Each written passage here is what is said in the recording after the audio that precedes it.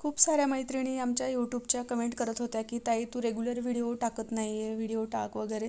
तर हा सीझनमधला एक व्हिडिओ तुमच्यासोबत मी शेअर करते आहे की पार्लरचं माझं जे कामं चालू असतात त्यावेळी माझी कशी धावपळ होते. तर सकाळचा स्वयंपाक माझा 9 वाजेपर्यंत झाला होता, पण त्याच्या आधीसुद्धा मी काही क्लायंट केले आणि 9 वाजता यांचा टिफिन गेला. बाकीचा स्वयंपाक झाला, पोळ्या फक्त राहिल्या होत्या थोड्याशा. केशव आता उठलेला आहे, आता त्याला आल्यानंतर तो जरा भेटला वगैरे. आणि पोळ्या माझ्या राहिलेल्या होत्या, त्या पोळ्या मी आता करून घेते आहे. आणि किचन ओटा तुम्ही बघू शकताय की पूर्ण अस्तव्यस्त झालेला आहे, कारण इतका मला वेळच नव्हता. कुणी आलं क्लायंट की मला फटक्यात त्याचं आधी करून द्यावं लागतं, कारण सगळ्यांनाच घाई असते. कुणाला लग्नाला, कुणाला एंगेजमेंट, कुणाला हळदीला वगैरे जायचं असतं सीझनमध्ये, आणि ते त्यांचं आधी मला करून द्यावं लागतं. म्हणून मी सगळ्यात आधी काय करते की स्वयंपाक करून ठेवते आणि बाकीचे कामं कसे असतात ते होत राहतात नंतर. कारण जेवण करणारे त्यांच्या टायमावर आले म्हणजे आपला स्वयंपाक रेडी पाहिजे त्याच्यासाठी. आणि मुलांचं कसं असतं, कधीही भूक लागते, परत माझ्या सासऱ्यांना 11 वाजता जेवण रेडी पाहिजे असतं, तर त्या हिशोबाने मी स्वयंपाक आधी करून ठेवते. तर आता स्वयंपाक माझा झालेला आहे आणि इकडं मी आमचा जो कुत्रा आहे सिम्बा, त्याचं पण इकडं जेवण देऊन देत आहे. आणि त्याच्यानंतर मग किचन ओटा आवरायला घेत आहे, कारण आज मला जायचं आहे नगाव या ठिकाणी. तर नगावला माझी नवरी आहे, तिचं आज हळद आहे आणि उद्या तिचं लग्नाचा मेकअप माझ्याकडे असणार आहे. तर सकाळी मी सगळं आवरून आणि संध्याकाळचा स्वयंपाक करून आणि त्याच्यानंतर आज जे काही पार्लरमध्ये कामं आहेत ते सगळे कामं करून झाल्यानंतर मी दुपारी निघणार आहे नगावला जाण्यासाठी. तर आता इकडे हे तुम्ही बघू शकताय की किचन माझं जवळजवळ बोलता बोलता आवरून झालेलं आहे. आणि तुम्ही बघताय तिकडं टोपल्यामध्ये कालचे भांडेसुद्धा माझे लावायचे राहून गेलेले आहेत. तर तुम्ही मैत्रिणी मला सगळ्या म्हणतात की ताई तुझं डेली रुटीन टाक वगैरे. तर ह्याचसाठी ताई मी टाकत नाही, कारण रुटीनच राहत नाही माझं सीझनमध्ये की मी कुठले कामं वेळेवर बाकीचे ठीक आहे, सकाळची झाडझूड वगैरे वेळेवर होऊन जाते, पण बाकीचे जे काही कामं आहेत, घरातलं किचन आवरणं असेल किंवा काही असेल, ते जसा वेळ मिळतो तसा मी करत जाते. त्याच्यामुळे मग ते व्हिडिओ शूट करणं मला नाही जमत.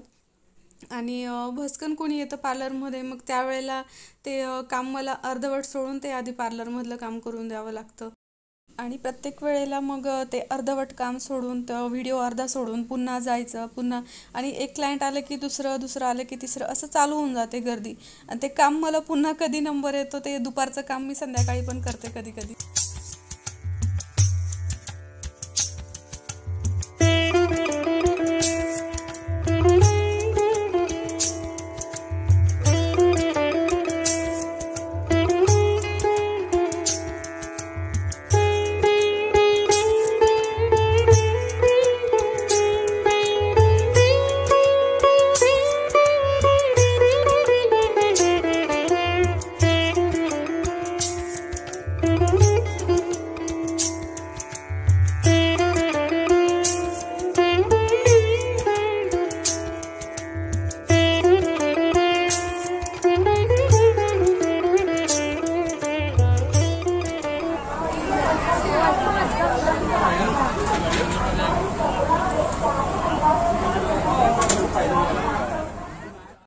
वाजलेत साधारण मला वाटतं 12:30-1 झालेले असतील. आणि तेव्हा मी निघाली अंमळनेरवरून.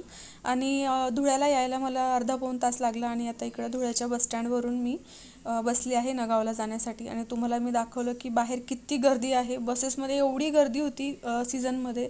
आणि ऊन पण एवढं होतं ना, आणि तेवढ्या उन्हामध्ये ही मेकअपची एक बॅग, ती दुसरी एक बॅग ज्याच्यात ज्वेलरी असते, नवरीचं काहीतरी सामान असतं, आपली मुक्कामाला राहण्याची दुसरी एक साडी वगैरे, क्रिम्पिंगचं मशीन, स्ट्रेटनिंगचं मशीन वगैरे, हे सगळं असतं त्याच्यात. आणि थोडा वेळ आधीच निघतो आम्ही, कारण मेकअपला वेळेवर पोचायचं असतं त्यासाठी. आणि मी पोचली होती साधारण 3:30-4 वाजता. आणि गेल्यानंतर मग हा मेकअप झाला आहे, हळदीचा मेकअप. तर मला नक्की कमेंट करून सांगायचं आहे तुम्ही की मेकअप कसा झाला आहे ते.